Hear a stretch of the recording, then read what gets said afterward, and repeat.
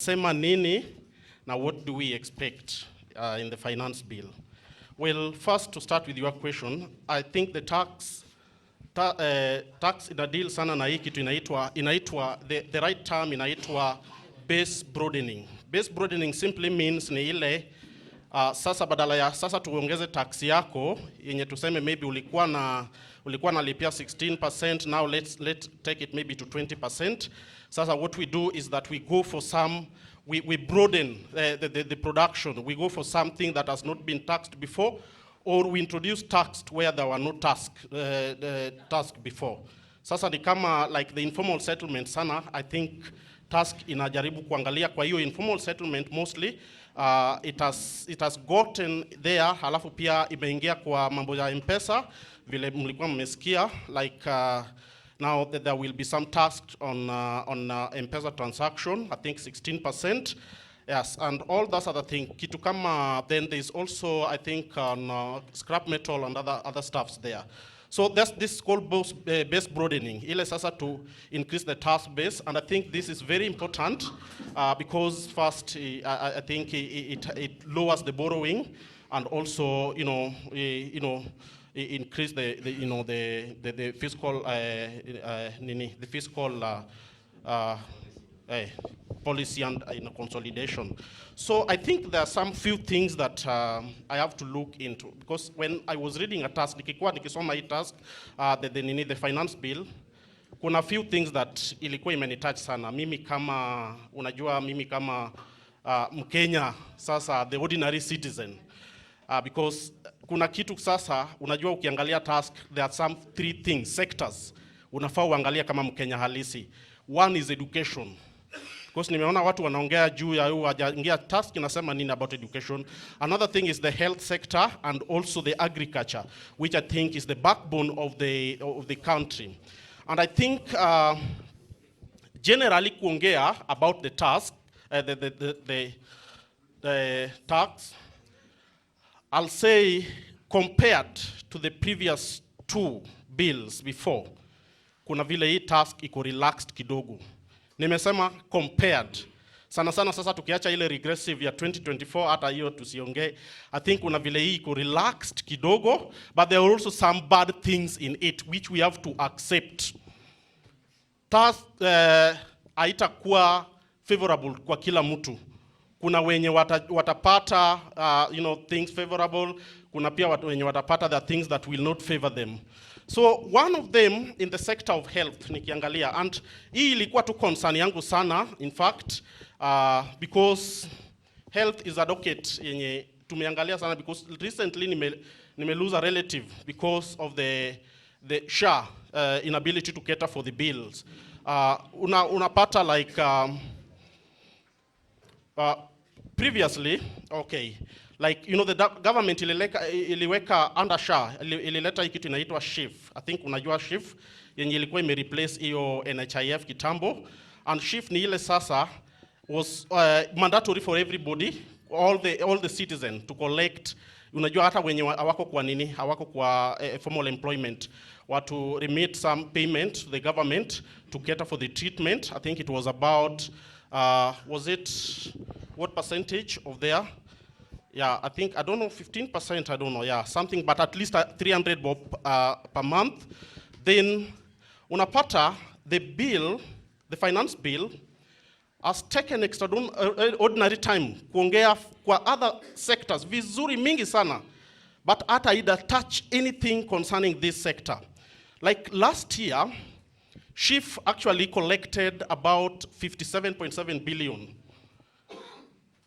And the money that SHIF ilikuwa ina deduct nikuwa inatakikana to cater for all the bills ilikuwa about, I think, 97.5 billion. So that means that was almost 58% kwa ile pesa yenye walikuwa wamecollect more. That means they had to do what? To go extra to pay for this. Yet unapata the bill hasn't addressed anything kwa health. And this is something we have to look critically, because watu wanakufa hapo Kenyatta because they cannot cater for the bill. And the bills are skyrocketing. So this is one of the gap niliona kwa finance bill. I think you will You will allow me to read some few, okay? Well, there's a few exemption. Exemption ni zile vitu tax imetoa. So badala ya ulipe sasa hizo tax zimetolewa. Hizo exception ilikuwa kwa pharmaceutical and manufacturing inputs. Yani zile vitu, I think the ones that makes the drugs and the pharmaceuticals, and also there was also exemption on veterinary input. Hizi dawa za ng'ombe na nini. Those are the only two exemptions that the bill address. And it is the only good thing in the health docket. But one thing mnafaa kujua ikija kwa hizi exception. Na mnajua exception haimaanishi kwa bill imeanza kufanya kazi, because exception lazima iende kwa parliament, irudi, and it has to be approved by what? By the CS. So unapata sometimes and like this one, something that I've observed kutoka last year, kama mlikuwa mnafuatilia mambo ya finance bill, mambo inaenda kwa parliament, inarudishwa, inarudi, mpaka sasa all at last, mpaka saa zingine inaenda kwa koti. Then all at last unapata hiyo bill haijafanya nini?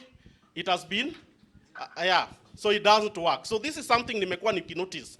Sasa the bill has not. Na unapata tax exemption inaweza kuwa kitu kizuri, but then later on inakuja ifa because of that, political, or there are choices of political and bureaucracy, the things that we can talk about.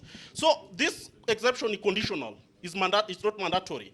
And because CS lazima approve, but unapata kitu kama SHIF, the bill has not addressed mambo za SHIF, and kitu kama medical equipment na all this primary health care that the bill address. That means that kama una expect uangalie mambo ya health yako, maybe umepata mgonjwa na ulikuwa na depend on SHA, now there is a lot of bill, maybe millions, just be ready that there are some bills that won't be catered for, and that one itanini. Because honestly, hapa Kenya ukiangalia sahi, last year, I think the record year 2025, there were only 20 million yenye that are active members ya SHA, that are registered.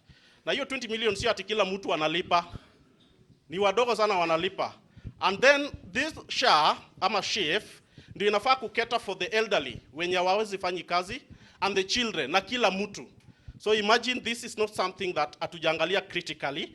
That one sector ilini huzunika sana mimi kama Mkenya, because I came here as a political activist, because political activists we want the change for this country, and that doesn't mean where unakuwa 2 term ama 1 term, but we need change for this country. Another sector that I think tunafaa kuangalia ni ile ya education. And education sector, I think there's nothing substantial yenye improve hapo. There were some, I think, minor references, like kulikuwa na tax relief kwa hizi shule zenye I think like those schools that are charitable institution yenye those are things, but there were no, unajua nilikuwa na expect incentives kwa things like vitabu ya watoto, unaona vitu kama hizo schools, and also those university. So there is no exemption kwa hizo educational materials kwa hizo institution. Then I think the last part yenye nataka kuangalia, then I'll address one thing that nilisikia my sister Alionya, whom I like very much, akiongelea, maybe just to clarify on that. I think it was also agriculture. Agriculture was another sector yenye the government address vizuri sana vile, okay? Because the only thing that naweza sema kwa agriculture government imeguza ni hiyo mambo ya hiyo VAT kwa sugarcane. I think ilikuwa sugarcane transport na animals feed input. Sasa hizo kambi zenye zinatumia hizo, they won't be paying tax. There is that also exemption kwa hiyo pharmaceuticals na vet inputs, hiyo pekee. But there is no, hakuna other things that have been. So those 3 sector, mbona nimeanza na hizo? Because kama wananchi, hizi ni sector vizuri sana sisi kama wananchi tunafaa tuangalie. Because kama government haijaguza anything to deal with them, it will affect us directly. And we have to be very honest with ourselves, such that tukitoa hata hii video leo tuwapelekee na tuwaulize nini tunataka, they have to understand the concern of the citizens. Sio hapa tuseme tu that we just support the bill without looking it critically. Kuna hii issue imetoka hapa yenye nimesikia, sitaongea mambo ya mitumba because I think it was well explained, but I think kuna issue ya phone levy yenye I think, well, people are going to interpret it differently, and I think, thank you. just 1 minute. Hiyo mambo ya the phone levy. Well, the phone levy wanasema ati there will be kuna what?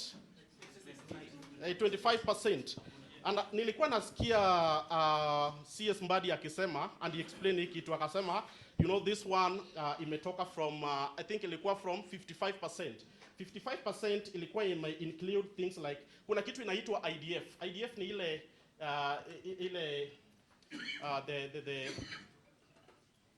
ile pesa the moment a good land in Kenya inakatwa before, okay? Then kuna kitu ingine inaitwa RDL. Hiyo ni Railway Development Levy, yeah. Those two. I think that was inclusive of that. Then kuna other import duty tax plus all those exercises. Zote ukiongeza zilikuwa zinakuja 55%.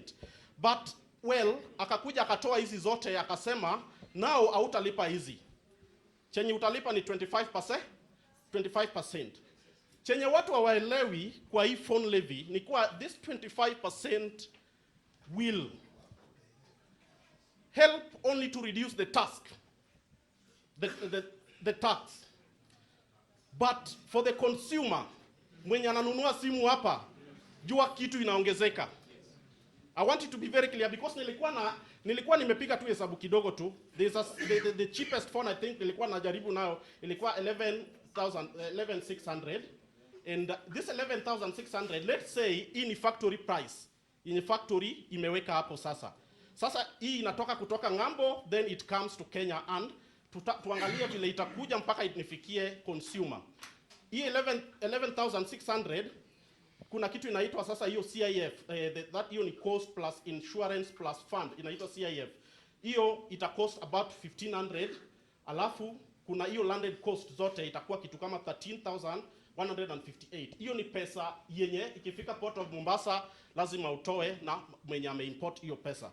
Then hapa sasa ndio bill inaanza kuchange.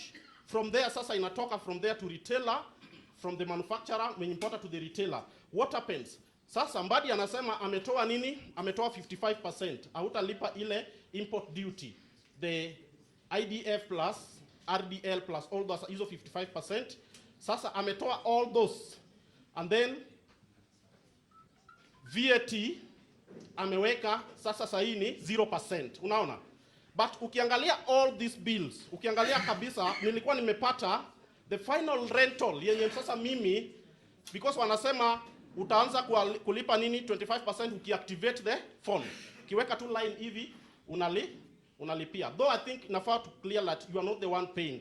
Kuna vile the retailer ataongeza hizo price and it will now fall on you. Sawa? So wanasema hivyo nilikuwa nimepata like that mwenye 2025 hiyo simu ningenunua na 15,000 ikifika hapa, na saa hii ikikuja nitanunua na 15,450. But task nitakuwa reduce. You see that? So it affects the consumer directly. Na tunafaa kuangalia hiyo bill reflectively. So I think there's a lot to say. But this bill tunafaa tuangalie, tujadiliane, maybe tuulize what are the things that we can change, and we'll have to change them. Thank you.